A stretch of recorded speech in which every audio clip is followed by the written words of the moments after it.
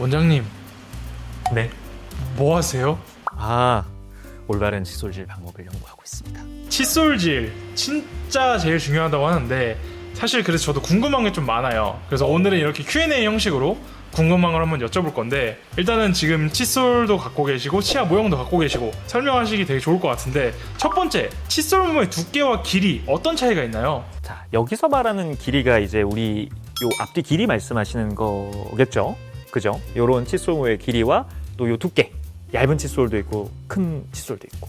자, 우선 결론부터 말씀드리자면 용도에 따라 다릅니다. 우선은 길이가 아주 긴 칫솔도 좀 시판되는 걸로 알고 있어요. 악어 칫솔? 악어 칫솔도 있고 뭐 왕삐 칫솔도 있고 한데, 그런 칫솔들이 탄생한 배경도 살짝 말씀드리면 한 번에 여러 치아를 닦을 수 있으니까 효율적이고 편해서들 많이 쓰시거든요. 근데 그 얘기는 반대로 생각해보면 꼼꼼하게 칫솔질을 할 때는 그런 칫솔들이 좀 안 좋을 수 있죠. 안 좋을 수 있죠. 그래서 만약에 내가 어떤 특정한 부분을 잘 공략해서 좀 더 칫솔질을 해야겠다라고 하면 칫솔모의 길이가 좀 짧아지는 것이 더 유리하긴 합니다.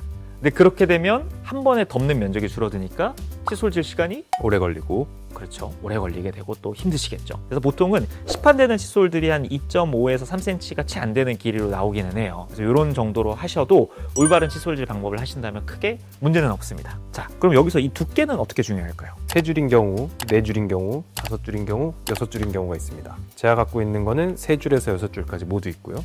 건 원장 거는 저는 4줄인 것 같은데, 또 가끔 보면 한 줄짜리도 있고 1줄짜리. 2줄짜리도 있거든요. 그런 것들은 또 어떤 용도로 사용할까요? 보통 사람들은 그냥 시중에 나와 있는 칫솔을 쓰시면 돼요. 하지만 교정하신 분, 그리고 임플란트 하신 분들은 조금 특이한 칫솔을 써줄 필요가 있습니다. 왜 그럴까요? 먼저 교정하시는 분들은 교정 와이어, 교정 철사라고 부르죠. 그게 있기 때문에 그 와이어 위 아래로 이렇게 세심하게, 여기 와이어가 있다고 치면 위아래로 이렇게 열심히 집어 넣어줘야 되기 때문에 얇은 게 좋을 거고요. 임플란트의 경우는 또 긴 게 좋아요. 왜냐하면 임플란트는 아무래도 좀 더 깊이 심기는 경우가 많고 틈이 많다 보니까 조금 더 이 칫솔모의 길이가 길다면 임플란트 부위를 효과적으로 닦을 수 있겠죠. 하지만 대부분의 사람들은 저희가 갖고 있는 4줄에서 6줄 정도의 칫솔모를 쓰면 충분하다라고 말씀드릴 수 있겠습니다. 맞습니다. 그래서 이런 데 교정 장치가 달려 있거나 하면 일반적인 칫솔은 두께가 꽤 이제 위아래로 두껍기 때문에 이렇게 다 덮게 되면 뭐 교정 장치에 걸릴 수도 있고요. 또 걸려서 애초에 닦아야 되는 부분이 접근이 안 될 수도 있습니다. 그래서 한 줄짜리 또는 2줄짜리로 좀 얇은 걸로 이 잇몸을 잘 공략해 줄 수 있는, 치아를 공략해 줄 수 있는 걸 고르시는 게 맞다고 생각이 들어요. 원장님, 그러면 칫솔 모마다 되게 붓처럼 부드러운 것도 있고 엄청 딱딱한 것도 있더라고요. 그거는 무슨 차이예요? 자, 요것도 사실 칫솔질의 성향에 따라서 좀 전 달라진다고 생각을 합니다. 우선은 보통은 중간모라고 표현을 하죠. 그다음에 아주 부드러운 모가 있고요. 그다음에 강모, 아주 좀 뻣뻣한 모가 있습니다. 우선 뻣뻣한 모는 조금 더 물리적으로 강하게 이런 치태나 뭐 오염된 것들을 좀 제거를 할 수가 있겠죠. 하지만 만약에 칫솔질이 너무 과격하게 들어가거나 뭐 잇몸 쪽에 상처가 날 수 있기 때문에 본인이 칫솔질의 어떤 방법에 따라서 강도를 결정하는 게 전 맞다고 생각을 합니다. 부드러운 거의 장점은 사실 칫솔질을 할 때 부드럽게 닿아서 뭐 아프거나 불편하지 않다, 찌리지 않다이긴 한데요. 부드러우면 부드러워지는 대신에 뭐가 안 될까요? 청소가 안 되겠죠. 맞아요. 너무 당연한 얘기입니다. 그래서 부드러워지는 만큼 물리적으로 이 표면에 붙어있는 치태를 제거를 해줘야 되는데 그것들이 잘 안 될 수가 있어요. 그래서 아까 말씀드렸다시피 보통 시판되는 칫솔들은 중간 강도의 모를 가지고 있습니다. 그러면 이것도 이제 본인의 칫솔질의 방식에 따라서 나는 막 칫솔질을 이렇게 좀 세게 해야 시원한 느낌이 들어요 하시는 분들은 강모를 쓰시는 거를 딱히 추천드리진 않아요. 상처가 날 수 있기 때문에. 그래서 그런 것들을 가지고 한번 비교해 보시고 직접 사용해 보시는 것도 방법입니다. 하지만 뭐 내가 딱 정해진 무언가가 없다, 잘 모르겠다 하시면 중간 정도의 강도모로도 충분하다 라고 말씀드릴 수 있겠어요. 가급적이면 너무 단단한 거 쓰지 마세요. 여기서 번외 질문이 하나 있습니다. 칫솔질 할 때 가끔씩 잇몸에서 피가 나는 경우가 있잖아요. 어떤 분들은 그게 염증이 있는 거니까 더 박박 닦아라 그러시던데 뭐가 맞는 거예요? 일단 저는 박박 닦는 게 좋다고 생각합니다.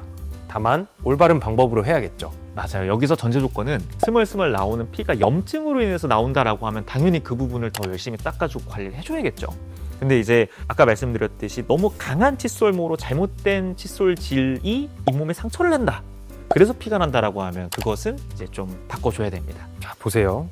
이렇게 잘 닦았는데도 피가 나면 당연히 닦아줘야 되는 거고요. 이렇게 닦았는데 피가 나면 멈추셔야죠. 이거 너무 당연한 겁니다. 그래서 내가 과연 정말 치아가 염증의 상태에 있는 건지 아니면 내 칫솔질 방법에 조금 더 개선이 필요한지는 역시 전문가들인 치과 의사 원장님들을 찾아가셔서 한번 칫솔질에 대한 상담을 받아보시는 것도 추천을 드립니다. 원장님 그러면 마지막 질문인데 칫솔 있잖아요. 언제 바꾸는 게 맞아요? 어떤 분들은 뭐 벌어졌을 때 바꾸라 그러기도 하고 뭐 착색이 되거나 솔이 빠질 때 교체하라고 하는데 어떤 건지 잘 모르겠어요. 3개월에 한 번씩은 무조건 바꾸시기를 추천을 드리고요. 벌어지면 바꾸세요. 딱 정리 드리겠습니다. 근거가 있습니다. 저희가 미국 치과의사협회 ADA와 대한치과협회에서 권장하는 교체 시기 자체가 3개월이에요. 3개월인데 난 그러면 하나 사서 3개월 동안 계절마다 바꿔야겠다가 또 능사는 아닙니다. 쓰다 보면 칫솔모가 우리 벌어지는 경우도 있고요. 아니면 뭉쳐서 한쪽으로 쓰러지기도 하고 아니면 빠지기도 하거든요. 그런 경우에도 3개월 동안 계속 유지하시는 것이 아니라 칫솔모가 눈으로 봤을 때 확실하게 변형이 되어 있다 라고 한다면 그땐 과감하게 교체하시는 게 맞습니다. 한 번 더 보세요. 이게 칫솔질이 아닙니다. 칫솔질은 정확하게는 뭐 이것도 칫솔질이겠지만 치아와 잇몸 사이를 닦아주는 게 칫솔질이에요. 근데 이 사이를 닦아줄 때 이 칫솔모의 사이드가 닿거든요. 이 사이드가 망가졌으면 버려야 됩니다. 이거는. 맞습니다. 그래서 우리가 올바른 칫솔질을 할 때 이렇게 사이에 있는 것들을 제거하는 것도 중요하기 때문에 너무 한쪽으로 휘어져 있거나 막 여러 갈래로 벌어져 있다라고 하면 효율도 떨어지고 불필요한 곳에 잇몸에 상처를 낼 수도 있죠. 그래서 3개월이 기본이지만 무언가 휘었고 잘못되어 있는 것 같다라고 하면 과감하게 바꾸시는 걸 추천드리겠습니다. 원장님 그럼 마지막으로 이를 안 닦는 어린 친구들한테 마지막으로 한마디 해주시면 어떤 게 있을까요? 이를 안 닦으면 저희를 너무 자주 보게 될 겁니다. 그리고 부모님들께서도 속상해 하실 거고 무엇보다 우리 친구들 이를 안 닦으면 아프기도 하고 나중에 정말 크게 후회할 수 있어요. 그러니까 우리 저희를 보는 일이 없도록 이를 잘 닦고 관리할 수 있도록 해봅시다. 안녕.